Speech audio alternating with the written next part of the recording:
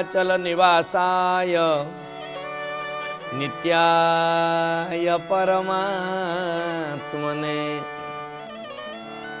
बलभद्र सुभद्राभ्यां जगन्नाथयते नमः। तुमे मोते भल पाओ बा न पाओ मु तुमको भल पाउची।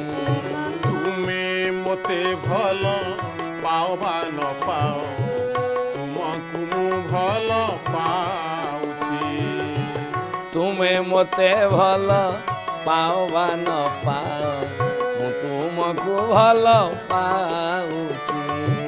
तुमे मोते भल पाओ बा न पाओ तुमको मु भल पाउची।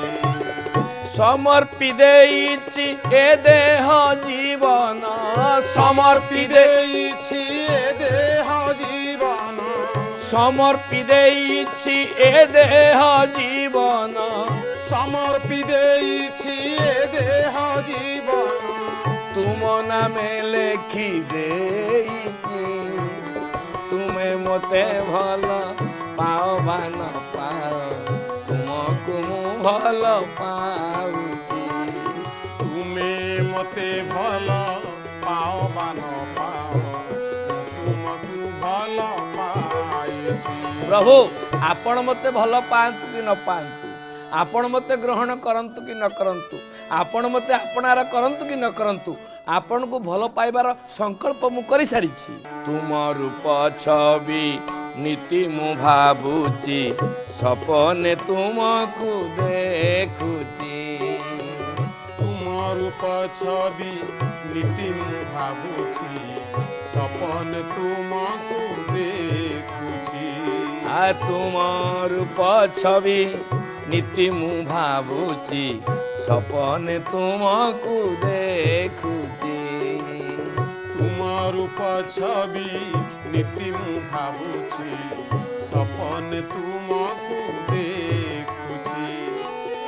तुम परि आउ किए मो प्रेमिका तुम परि आउ किए मो प्रेमिका तुम पाई नीति कांदुची।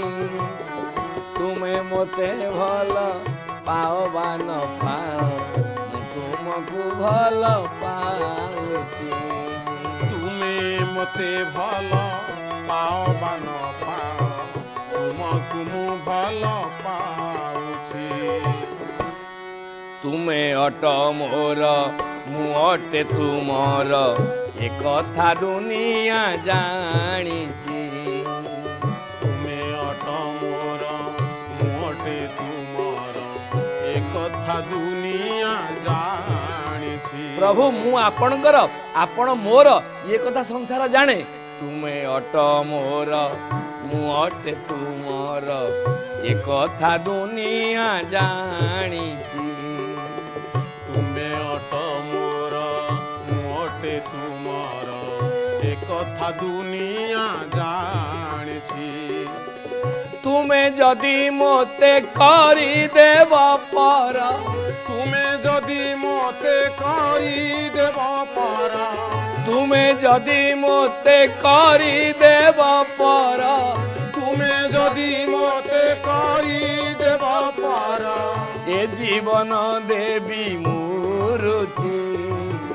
तुमे मोते भल पाओ बा न पाओ मु तुमको भल पाउची। तुमे मोते भल पाओ बा न पाओ तुमको मु भल पाउची। समर्पि देइछि ए देह जीवन समर्पि देइछि ए देह जीवन तुम नामे लेखि देइछि। तुमे मोते भल पाओ बा न पाओ तुमको भल पाउची। तुमे मोते भल पाओ बा न पाओ तुमको भल पाइछि। कार्तिक व्रत कथा एही सुनसु जने मन दे कार्तिक व्रत कथा एही शुण सुजने मन दे। प्रभु नारायण जलंधर सहित बंधुता स्थापन करी स्वर्ग परित्याग करी जलंधरपुर रहिबा दिन ठारू देवता मानक भितर विचार पड़िला, भाड़नी पड़िला।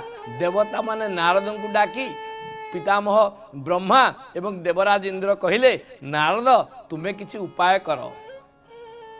देवराज इंद्र पितामह ब्रह्मा कथारे नारद कहले ठीक अच्छी मु कौन कले हब बोली आपण भावुंट ना तुम्हें एमती किसी फंदी फिकर कर जहा द्वारा भगवान नारायण वैकुंठ को आसबे। जलंधर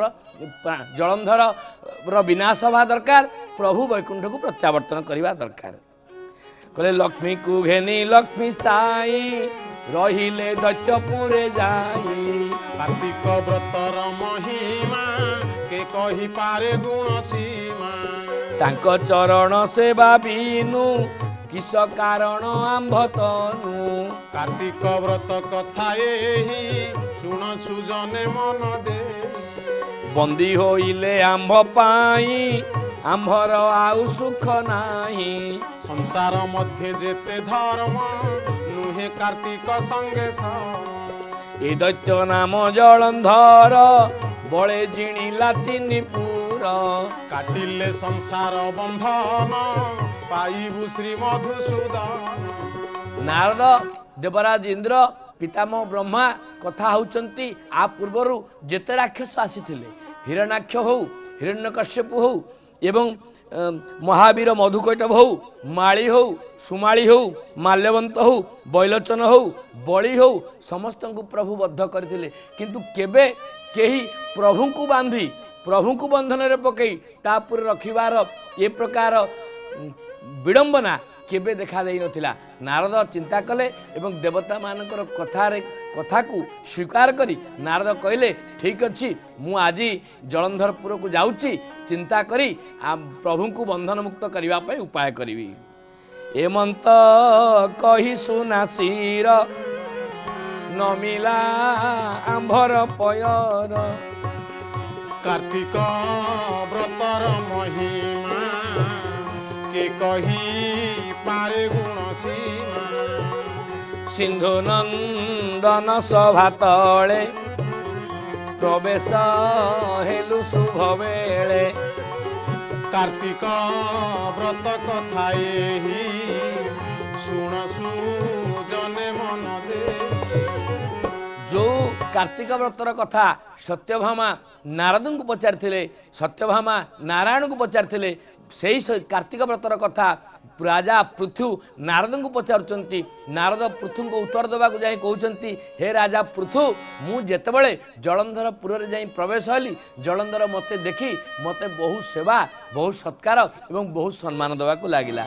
आंभंकु देखी दैत्य राजा विशेष कला पाद पूजा।